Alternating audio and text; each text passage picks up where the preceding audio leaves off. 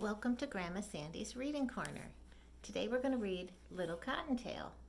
This book belonged to Steve and Kelly Miles when they were little boys and girls. It says 1983, so Stephen was 4 and Kelly was 3. This book was probably given to them by Grandma Betsy and Grandpa Roger. Once there was a little cottontail rabbit who lived in a cozy nest. "Mother," said the little cottontail, "when will I grow up?" "Soon," said his mother.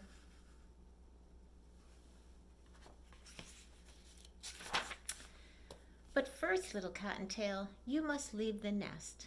"Leave the nest?" he said. His little round nest was just the right size. It was soft and warm, with a bed made of grass and tufts of fur. It was a nice nest. A mother and a father robin peered down at him. Their babies were still too young to leave the nest. They wondered what little Cottontail would do. With a flop and a hop and a bump and a hump, little Cottontail left the nest. "Now am I grown up?" he asked.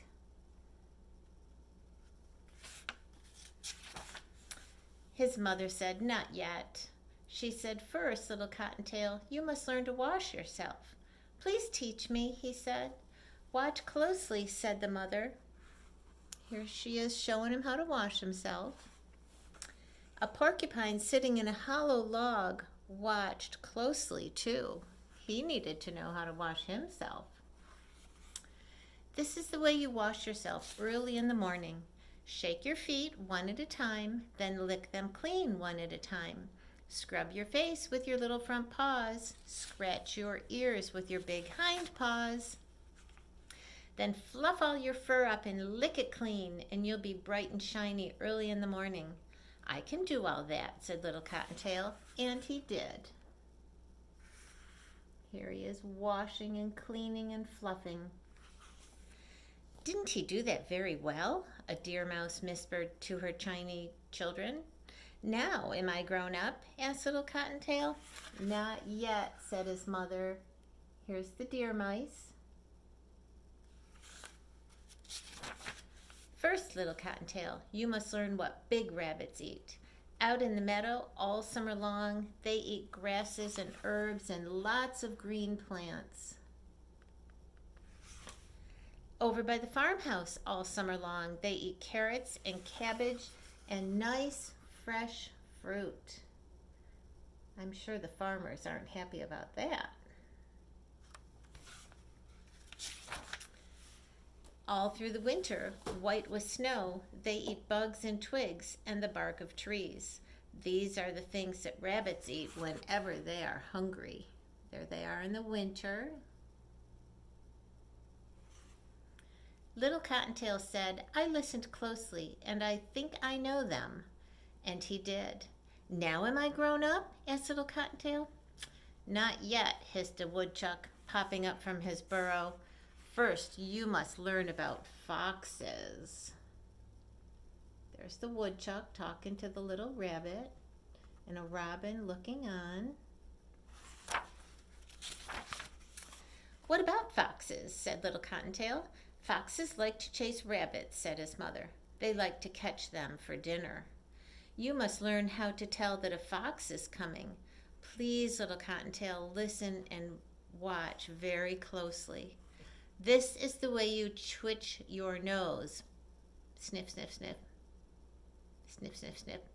To sniff the air for the smell of a fox. And this is the way you cock your ears and raise your head and glance about to see if that bad fox is coming."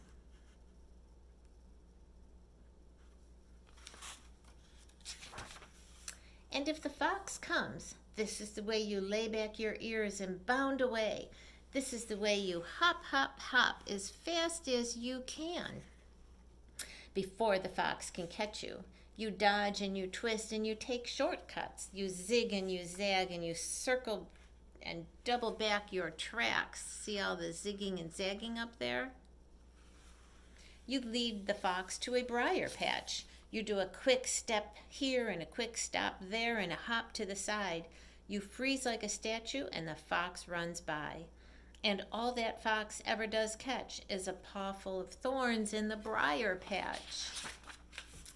There's so much to learn, said Little Cottontail, though I did listen closely. Now let me see, what came first? Oh yes, first I must twitch my nose. So Little Cottontail twitched his nose to sniff the air for the smell of his fox. Then he cocked his ears and he glanced about. There he is, sniffing and glancing. Oh, what do we see over here? What do we think that is? Let's find out. Mother, cried Little Cottontail, a fox is coming. Into the hollow log sprang the porcupine. The deer mouse scampered off swiftly with her tiny children. Down popped the woodchuck into his burrow, and chee-chee, the robin cried as she flew away. Little Cottontail and his mother laid back their ears and bounded away, and their fox chased it after them. Whew.